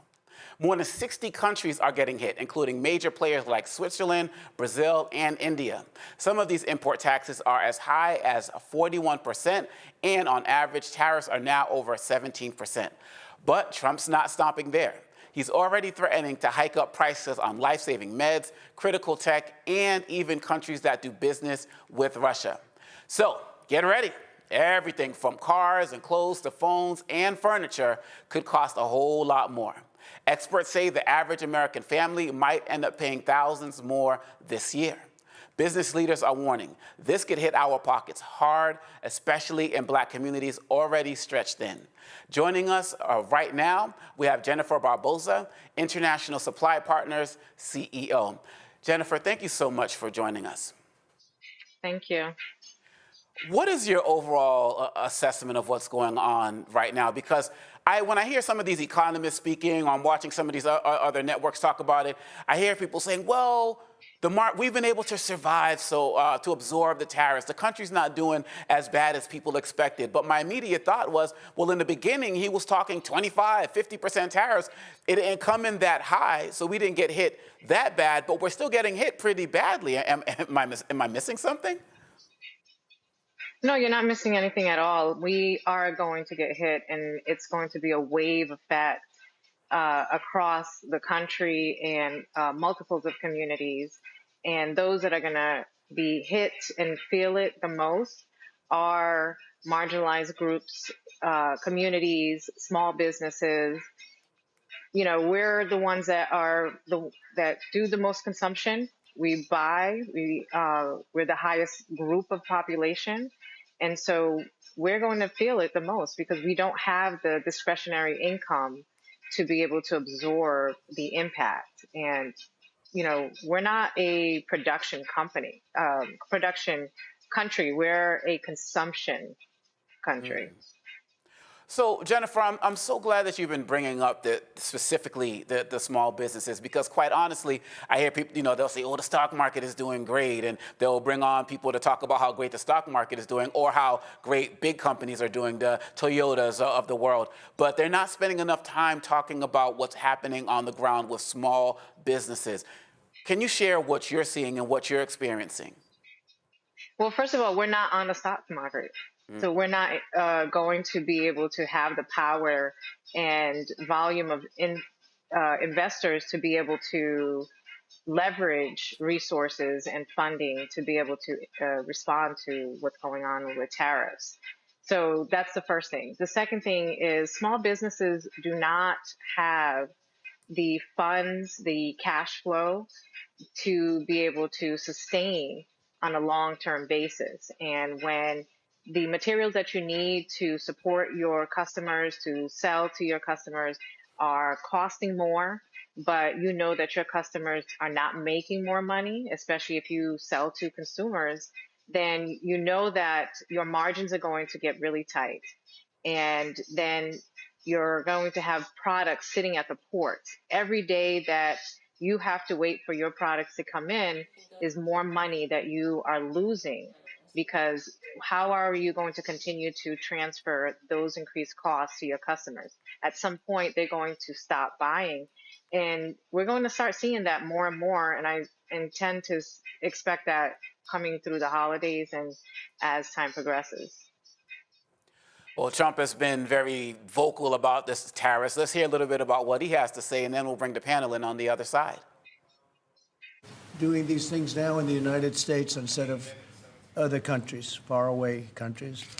This is a significant step toward the ultimate goal of ensuring that iPhones sold in the United States of America also are made in America. With the mass infusion of capital it's announcing today, Apple will also build a 250,000 square foot server manufacturing facility in Houston and invest billions of dollars to construct data centers across the country from North Carolina to Iowa to Oregon. That's big stuff. Apple will also open state-of-the-art manufacturing economy. It's going to be a manufacturing academy in Detroit, and that's a great place to do. Well, you know, big things are happening in Michigan and Detroit. They're coming in because of what we've done with the, I call it the Great Big Beautiful Bill. I added one word, great. But we have probably the biggest, most comprehensive piece of legislation ever passed. It's going to mean unbelievable numbers of jobs and no jobs on, think of this, whether it's tips or overtime or Social Security, no tax. So no tax on tips, no tax on Social Security, no tax on overtime. And there's just a small bit of it. For Apple and others businesses, we're talking about the deductions and all of the things. And actually for people, they go out and buy a car, first time it's ever been done. We talk about deductions for companies, but they're going to be able to deduct interest when they borrow money to buy a car, if it's made in America. It has to be made in America. So It is amazing. And one of the reasons I think I can say that Apple's coming here is the legislation we just passed with this kind of investment. Apple will also open other facilities, rare earth magnets from Texas, and build, oh, I love that you're doing this. I love that. I love that. And build a brand new rare earth recycling line in Mountain Pass, California. I know that area. That's where they have a lot of truly rare earth. That's fantastic. I love that. And Apple will help develop and manufacture semiconductors and semiconductor equipment in Texas, Utah, Arizona, and New York. For years, Americans have watched as many of our leading tech giants built their factories overseas and exported American jobs abroad. But under the Trump administration, we're doing everything possible to make this the best place on earth to build a factory or grow businesses. I'm allowing them to build electric producing plants with their factory, because otherwise they'd have to hook into the grid. And I think it's one of the biggest things we've done, where you can build, Tim, your own electricity. You become your own electric manufacturer, and that goes along with the plant. So you become a utility. So congratulations, now you're in the utility. I hope they don't value your company based on utility, but that's okay. You're going to be making your own electricity, and as you probably know, for much of this and many of the things that we're doing, especially the AI, they would need actually double the electricity that the country now produces for everything. So it's massive electric, and they're going to be able to make their own, and they're getting very fast approvals. Lee Zeldin is doing a fantastic job, including with a 100% expensing on the one big, beautiful bill. In return, we're asking our businesses to invest in America, and they're coming in at levels that we've never seen before. So I don't know when it shows up, but there are a lot of factories and a lot of plants that are either under construction or soon will be starting construction. So can't tell you exactly when, but I want to be around in about a year from now and 2 years from now, because we're going to see an explosion, I think, like this country has never seen before. Never. Today's announcement is one of the largest commitments in what has become among the greatest investment booms in our nation's history, and we've got the hottest country anywhere in the world. You know, I told you the story that, and Tim, I'll tell you, but I went to the Middle East, and I was with Qatar, I was with UAE and the King of Saudi Arabia, all great leaders. And then I went to NATO and saw many great leaders, and we just finished that about 4 weeks ago. Virtually everyone said, in effect, that we were a dead country 1 year ago. America, this was a dead country. We were dying, we were dead. And now you've got the hottest country anywhere in the world. This would have never happened except for certain people. Thank you very much. I appreciate it. NVIDIA is investing $500 billion to go along with Apple's $600 billion. $600 billion. Micron, great company, is investing $200 billion. IBM is investing more than $150 billion. SoftBank is investing substantially more than $100 billion. TSMC is investing $200 billion. Johnson & Johnson, $55 billion. Merck, Stellantis, and General Motors are putting many, many billions in. They haven't determined the final number. And many other countries are investing tens of billions. And I'm not going to give you the whole list because the list is too long to read. But it's hundreds of billions and even trillions. I mean, it's trillions of dollars is being invested right now. Last week, it was announced that our economy grew at 3% in the second quarter, and consumer confidence is surging. Blue-collar wages are rising rapidly. Costs are way down. You know, I listen to these horrendous frauds on CNN and various other fake news networks, and they say costs are up. No, costs are down. Gasoline is down. It's going to soon, I believe, be less than $2 a gallon. It's around $2.40 right now, many places, other than California where they tax you out of business, but and a couple of others. But gasoline is way down. The price of groceries are down. How about eggs? When I first came here, my first week, the press hit me very hard on eggs. Eggs had quadrupled or something. I said, I didn't know about it. Give me a chance. I've just been here for 4 days. Well, eggs are down. Everything's down. Price is down. The only thing that's up is stock prices. That's really up, and that's through the roof. The stock market has been hitting all-time records, all-time highs. Last week, it was announced that our economy grew at levels that we haven't seen in a long time. But the real levels of growth are going to be judged in a year from now when you start seeing some of these incredible plants, because we have car plants opening. They're coming in from Canada, from Mexico, and from all over the world. And they're coming in because they like the way the election worked out, but they also like the fact that they don't want to pay tariffs. And the tariffs, I think, we're taking in hundreds of billions of dollars in tariffs. I won't be so specific other than to say, because we don't even know what the final number is. We just made a deal, as you know, with the EU, where they're paying hundreds of billions of dollars. Japan paying hundreds of billions of dollars, and numerous other countries paying hundreds of billions of dollars. And we're not even completed there. And as you know, they found $25 billion 3 weeks ago. They said, we have a surplus of $25 billion. And they said, where did this come from? I said, check the tariffs. And they checked. They said, you're right. That's where it came from. And we've really just started. This is just in its infancy. So we have a great country. We have a country that is going to be very rich. It's a country that we're very proud of, but it's going to be very rich. And it's companies like Apple, they're coming home. They're all coming home. So we see there lots of what Trump has been playing as relates to his greatest hits. Basically, he's been talking like this from the beginning. And so there was a lot there that needs to be unpacked. But I want to turn it over to the panel. Greg, your question for Jennifer Barbossa. Yeah, Jennifer, my question has to do with what you think the short and then longer term future of the international economy is, as countries like Brazil, countries like India, where Modi has said would never capitulate, countries like China, which are probably going to attract some of the smaller Pacific Rim and Asian countries like Cambodia, who may start doing business with them more. How do you perceive what Trump is doing? And I don't really listen to Donald Trump. I had to mute a whole lot of it because he's addled, he's incoherent, it's babble, and he seems hell-bent on continuing to create stagflation, even as he maybe be trying to line the pocket of some of his friends in the Middle East, particularly around oil, as we see what he's trying to do in India with Russian oil, and maybe trying to get them to wean themselves, and they're not. What's your sense of what this economic suicide by the President of the United States? It's not at all clear whether it's legal or not, whether it will stand. It's working its way through the courts. But let's say that it does sustain itself. What's your sense of the aftermath of this type of legal suicide for the U.S. economy?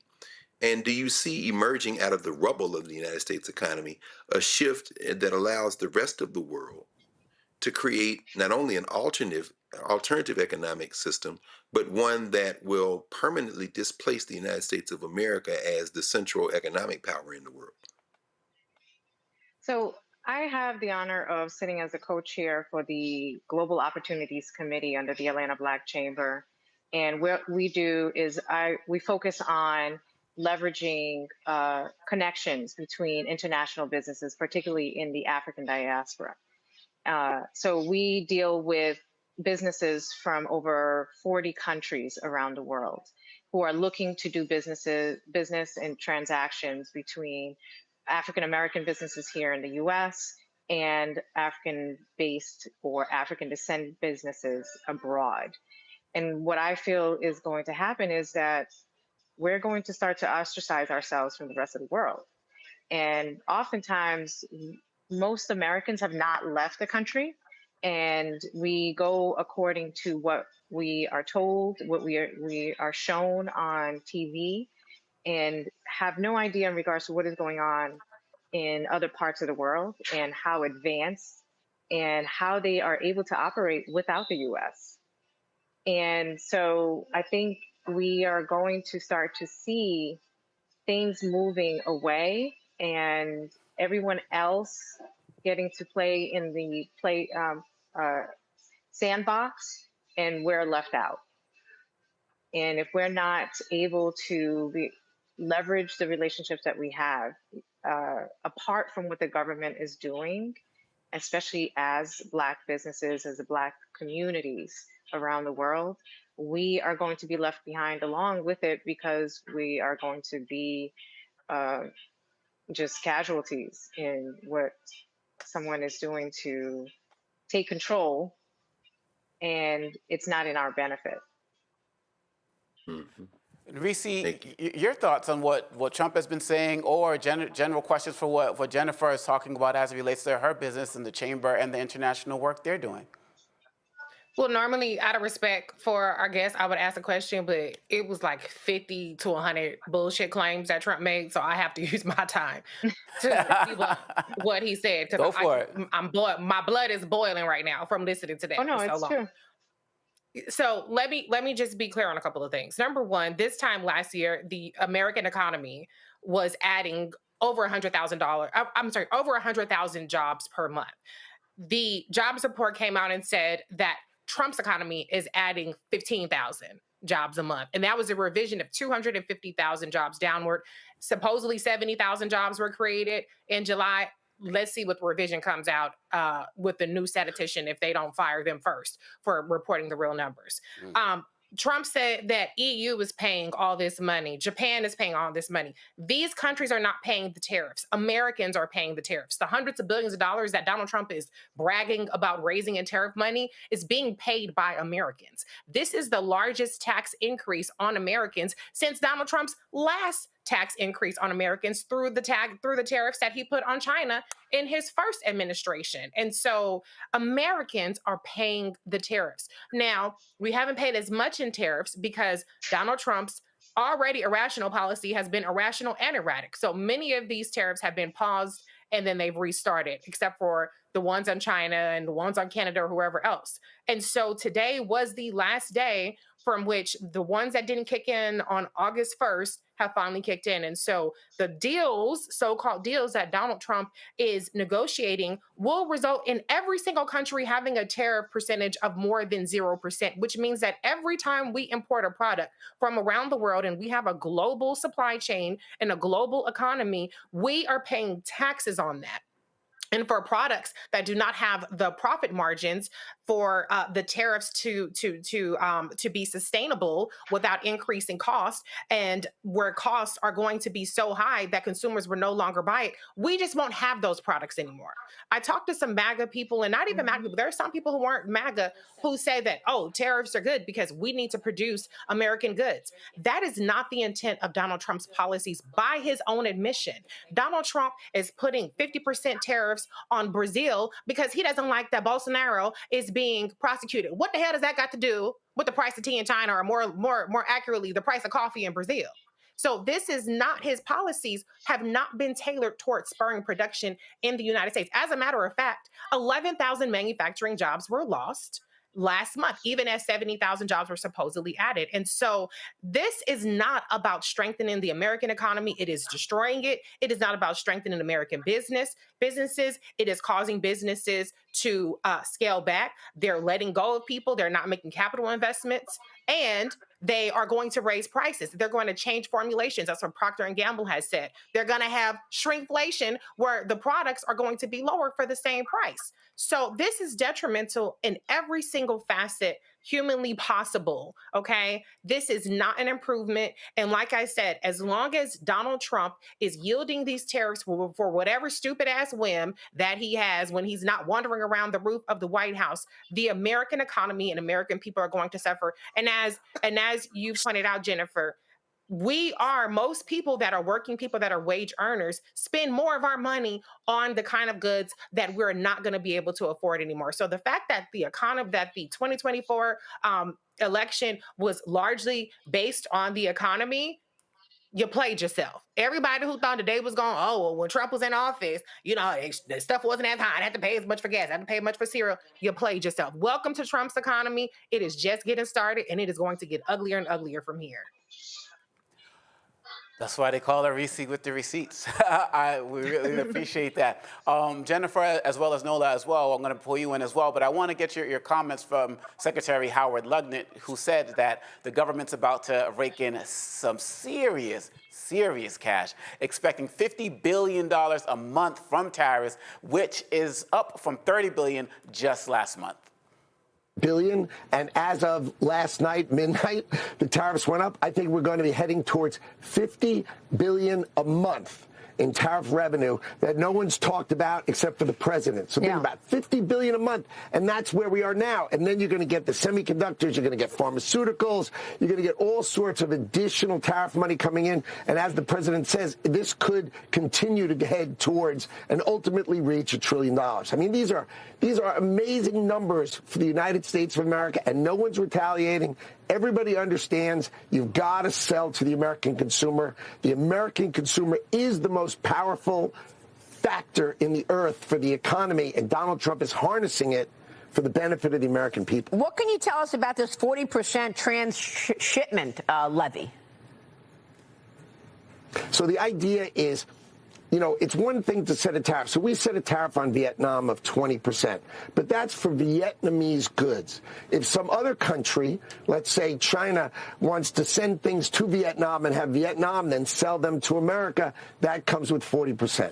So if China wants to send stuff to America, let's just do it through China. Let's stop this nonsense of sending it through other countries. So that's the idea, which is if it's your country, you pay your tariff, and if it actually has significant content, like 30% from any other country, then it should be taxed at that other country's tariff. And that's a higher tariff. Nola, they're throwing out a lot of numbers, thinking it's going to go over people's heads. What's your take from everything that you're hearing? So many. Sis, Jennifer, I'm going to do a little bit of what Reese did. We were texting back and forth because that clip was insufferable. It was filled with lies. It was filled with disinformation. And Lutnick is an acolyte. He's going to say what his king and his savior tells him to say. Like he said, no one else is saying these things but Donald Trump. It's a reason. So where I want to start is this fallacy about all the jobs that Apple is going to magically bring back to the United States. There's this thing called automation. There's this thing that is happening right now in Kentucky and in Texas with these data centers, which actually don't require a lot of human bodies to work inside of them, but they are also very destructive to the communities that they are in. So we need to break down bit by bit this massive lie that all these factories are going to open and give all these people in Michigan these factory jobs once again. And then even with that, what is the assumption here? That Americans want to return back to the factory? That they want to return back to factory jobs? Nothing about higher education, because that is being systemically dismantled. So not only is it's a huge fallacy about the amount of jobs that are going to come back to the United States of America to build iPhones. That's not going to happen because of automation. Let's also talk about the auto industry, another industry that you brought up. We're still in aluminum. The prices are skyrocketing for Kias and Volkswagens, for cars that are affordable for people to buy. I'm going to quote from Car and Driver. This is what Car and Driver said.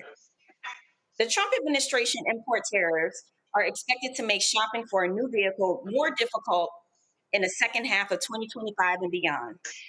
The tariffs have cut into automakers' profits, and experts predict higher costs will be passed on to the shoppers.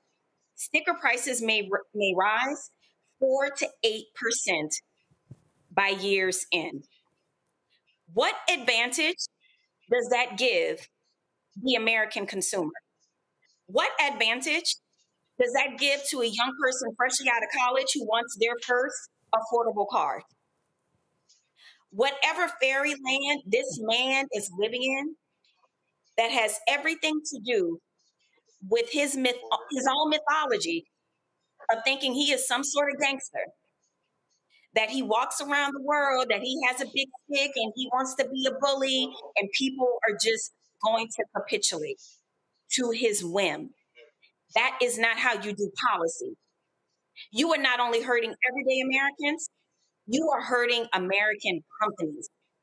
And that lie that he told about companies not pushing back, it's a reason why these tariffs have stopped and stalled. It's a reason why they call him Taco. I need to bring it down. I need to calm down a bit, because the thing that pisses me off more than anything, he has the pulpit. He has corporate media. So they are selling people these lies and they're landing, and people are believing it. They don't care about the truth. So that's the piece of this we need to figure out. I'm done. Jennifer, I want to give you the last word. As somebody who represents a business on the ground, living this in real life, and somebody who's seeing this not only from a domestic, from an international perspective, what are your final thoughts as these tariffs get rolled out, as you look at your own business, as you hear these statements from Trump and Lutnick? What are your final thoughts here? Well, so our company, we serve governments and corporations, as well as healthcare facilities.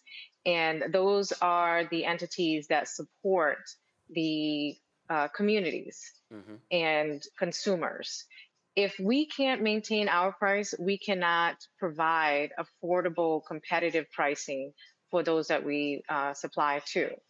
And in that case, they're not going to be able to do the same for their consumers. What's going to happen is everything that we're seeing now, we hear all of these things about these big tech companies coming in, but they're tech. Their job is to find more ways to eliminate the use of human necessities within those industries and make more technologies to minimize human use. So like what was said, we're not going to have jobs. And remember, we can't eat data chips. We can't drink, data power, and you know what I mean. So there are things that we need that is not going to be sustainable. We don't have enough land. We don't have enough people with the skill sets, and we don't have the raw materials that's necessary. So we're going to still need to import products, even if we make all of the factories for everything. And we're not capable of doing that. We're a country of consumption. We don't have the skill sets to be able to produce and maintain this in a long-term basis. And also, this isn't going to happen overnight. Factories do not get built in a week. That's right. So what we're hearing is that we're going to have to suffer, if this is actually what's going to happen, which I'm not sure. We're going to have to suffer for how long? How many years is it going to take to build all these factories to be able to produce what we're going to need to sustain this country? And then who's going to do all that work for minimum wage or less than to be able to maintain the cost that we need to be able to purchase these? I just don't see it happening anytime soon. And the reason why a lot of corporations left the United States was because of the cost of living was unsustainable, and they moved their factories abroad in order to be able to maintain competitiveness. I don't see how that's not going to happen again. Jennifer Barbossa, CEO of International Supply Partners, thank you so much for joining the show, and please keep us posted on how things are going in your business as well. Thank you. Thank you. And we'll be right back with more Roland Martin Unfiltered right here on the Black Star Network. Next on the Black Table with me, Greg Carr. The United States is the most dangerous place for a woman to give birth among all industrialized nations on the planet. Think about that for a second. That's not all. Black women are 3 times more likely to die in this country during childbirth than white women. These healthcare systems are inherently racist. There are a lot of white supremacist ideas and mythologies around Black women, Black women's bodies, even Black people, that we experience painless, right? Activist, organizer, and fearless freedom fighter Monifa Akinwole Bandele from Moms Rising joins us and tells us this shocking phenomenon, like so much else, is rooted in unadulterated racism. And that's just one of her fights. Monifa Bandele on the next Black Table here on the Black Star Network. Hi, everybody. I'm Kim Coles. Hey, I'm Donnie Simpson. Yo, it's your man Deion Cole from Blackish, and you watch Roland Martin, Unfiltered.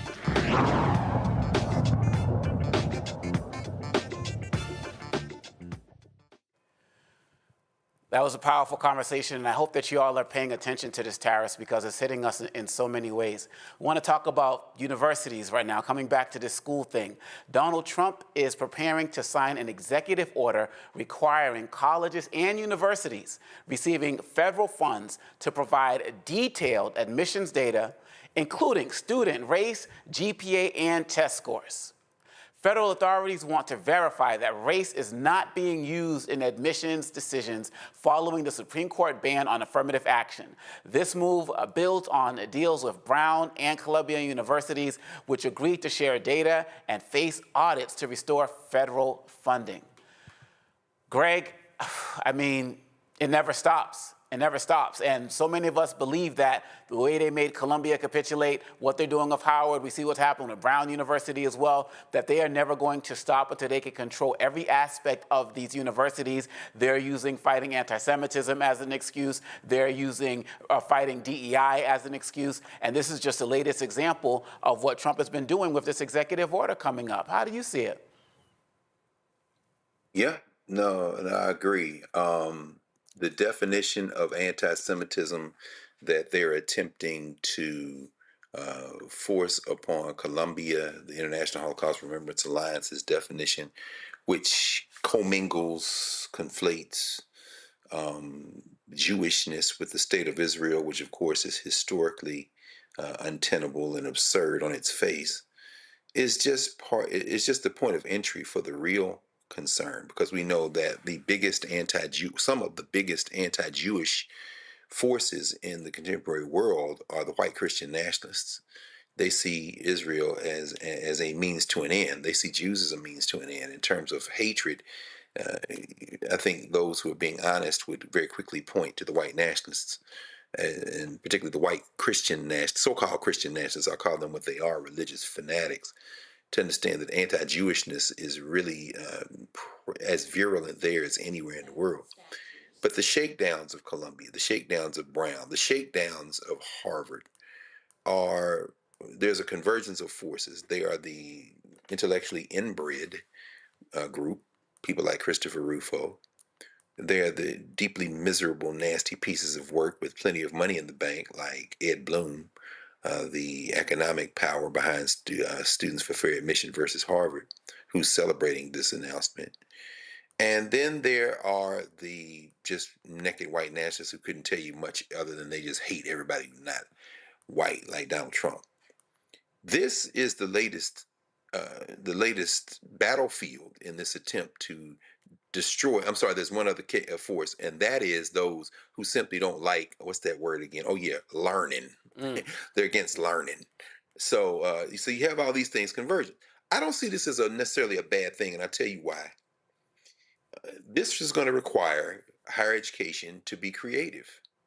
If you're going to offer scholarships, then do it to people who are local. Do it and word it in a way that you kind of cast your net so you can curate a student body that reflects the demographics of your region, that continues to have non-white students, and in fact can increase that number.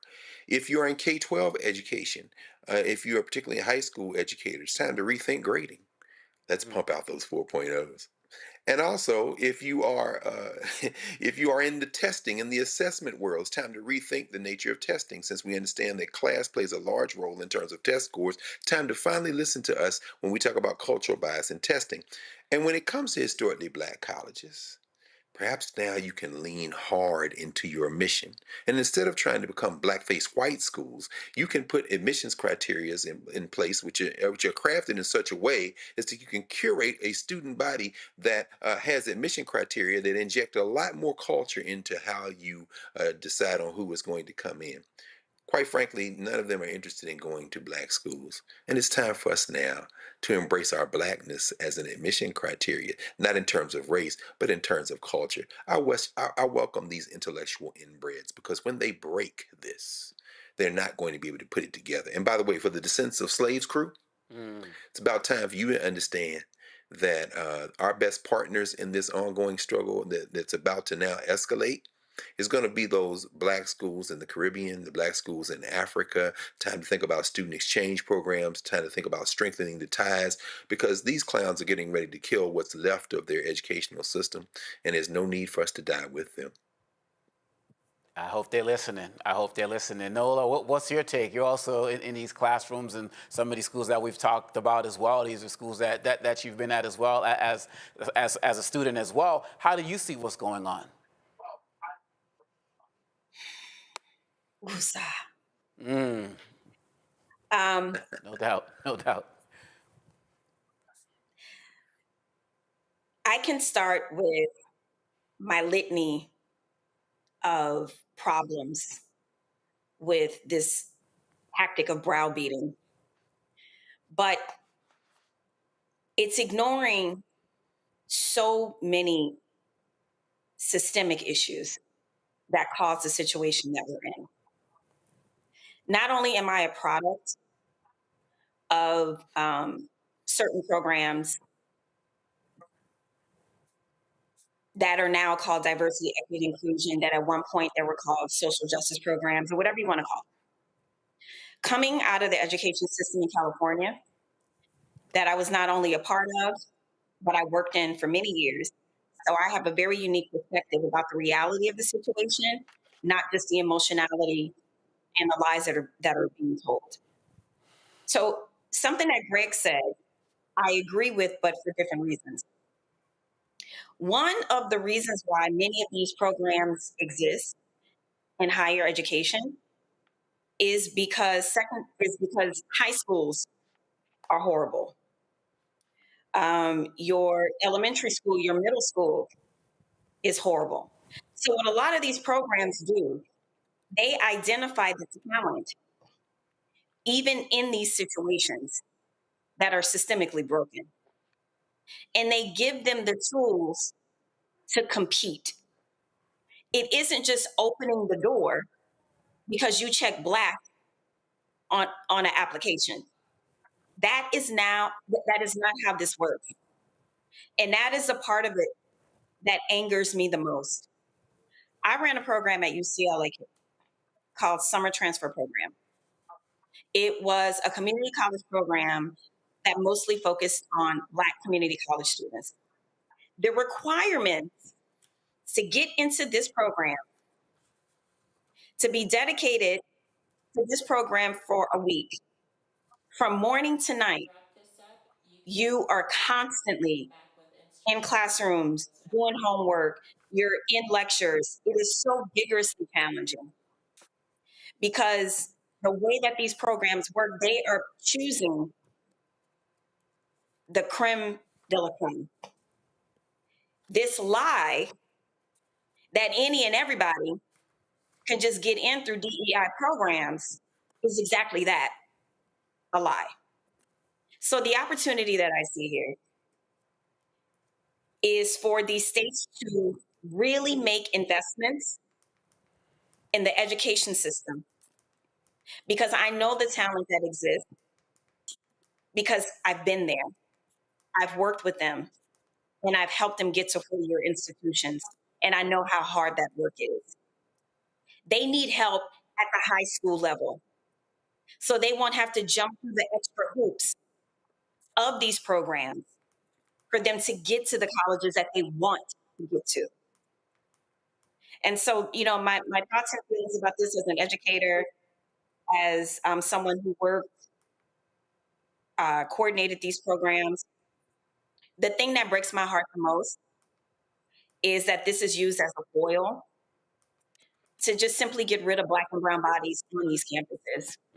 And they are using a very serious problem of anti-Semitism as the reason. And that is the unfortunate part of how they weaponize identity, while they also cry about their own identity politics and how people hate white people, especially white men, when white men are doing the evil thing day after day after day. Reese, are you optimistic? I mean, some schools, it seems like on many levels, some are absolutely caving into Columbia examples. Some are looking at Harvard as one that's standing strong. But then when you look a little bit deeper, you see they'll change the name of a DEI program or get rid of certain classes. On some levels, they'll cancel Black student graduations and the like. Do you feel like universities are going to end up taking a stand? Are they going to capitulate? How do you see this going? Universities will do what they have to do to survive, and they certainly aren't going to fall on their sword for the sake of Black people being there. I mean, Black people are already underrepresented at these universities. Columbia University has 5.38% Black population, which is about 1,800 students. And so this is not... my point isn't so much about the presence of Black people and trying to affirm that or defend it and talk about strategies to ensure that Black people still get into these universities. What white people have to recognize in Donald Trump's war on these universities is that it is also a war on their advancement as well. When this administration is withholding and cutting hundreds of millions of dollars from these institutions, that there is a tangible impact to that.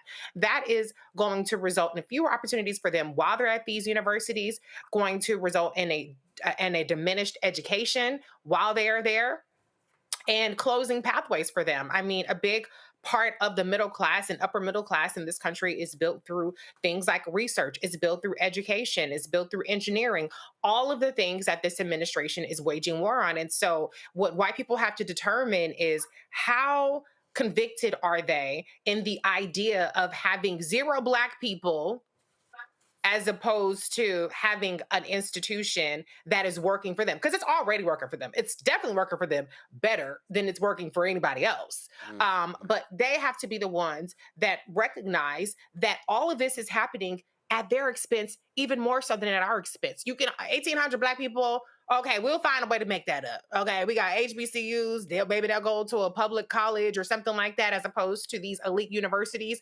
But they're the ones, the white students, the Asian students, they're the ones who are banking on these universities, making them the creme de la creme, making them the upper echelon. But this administration, Project 2025, even people who are alumni of these institutions are trying to re-engineer society that's going to shut a lot of these people out. And so all I'm going to say is good luck to them. I hope that this bargain is worth it. I hope that people will realize that their discomfort or their supposed superiority over Black people is fucking them even more than it's screwing us. That's real talk. That's real talk. All of y'all's responses. I mean, people need to be paying attention to all of this. And so I really appreciate you all sharing that. And of course, we'll be keeping an eye on that right here on the Black Star Network. We're actually going to take one more break, and we'll be right back with more Roland Martin Unfiltered, live right here on the Black Star Network. Week on the other side of change. Diaspora wars. The internet has been swarmed. Who has a right to Blackness and Black culture? Who is overrepresented, underrepresented? It's too much. It's making us dizzy. We don't have to be prideful without this air of superiority, right? All stories matter within this Black sphere that we exist in. Only on the other side of change on the Black Star Network. What's up, y'all? This is Wendell Haskins, a.k.a. Win Hogan at the original T Golf Classic. And you know I watch Roland Martin Unfiltered.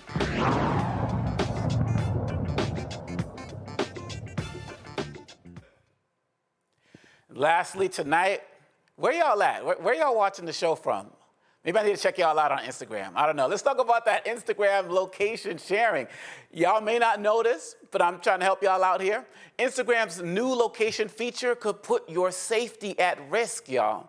We got to be mindful of what's going on. The platform just rolled out a series of updates, but one in particular has users sounding the alarm. It's called the Instagram Map. the Instagram map, y'all, and it lets you share your real-time location with followers, all right? So Meta, Instagram's parent company, says it's a, quote, lightweight way to connect with each other, unquote, and stresses that the feature is off unless you turn it on. But still, critics are warning that it could open the door to serious privacy and safety issues. With location sharing enabled, every time you open the app, your real-time location gets updated for selected followers to see. Now, let's talk about how to turn it off, all right? So check it. Go to the Instagram map inside your DM inbox. Tap the icon to open map view. Hit the settings gear, then tap open settings. From your phone's settings app, choose never under location access. Now, y'all know we live after the show. You can rewind and get those instructions again, but this is something y'all gotta really pay attention to because this is no joke, and probably a lot of these other apps are doing it. Real quick, I wanna get takes from the panel. Nola, your thoughts on this? I mean, look, I'm a national security girl. That's why I went to you. All my stuff is locked down. If I wanna text my friends, I'm gonna text me like, girl, where you at? I don't need to know what she had on Instagram. I mean, it's the reason why I'm not on the TikTok and a lot of these kind of apps that have these vulnerabilities. It is dangerous. You know, folks on the West Coast, they are warning that it is a way for you to be targeted by immigration officials. And the way in which these tech billionaires are moving in tandem with this administration, I don't have any proof of that, but I wouldn't doubt it. So in this new America that we're in, please take safety precautions. Just no one needs to know where you are. You know, when you're ordering on Uber Eats, turn it on for that moment. You don't need to have your location on all the time. And I want to take it a step further. Please stop posting where you are. Tell people where you are when you leave. Now, the three of us are in a precarious situation because sometimes we may have a speaking event or something like that, and we want people to actually come and support, so we have to announce who we are. But for the larger part of my life, I keep all that information private because we're moving in a very different world, and people really need to up their situational awareness game. So please turn off your location information. We are not living in safe times. Unfortunately, we're going to have to wrap it up tonight. I want to thank our panel. Thank you so much, Nola. Thank you, Reese. And thank you, Greg, for joining us on Roland Martin Unfiltered right here on the Black Star Network. Please support the Black Star Network on all of our platforms. Please make sure you're contributing to the Roland Martin Black Star Network as well. We can't do this without your support. Roland will be back. I'm Dr. Gbenga Ajilore. So happy to be here tonight, and I will see you all next time. Holla.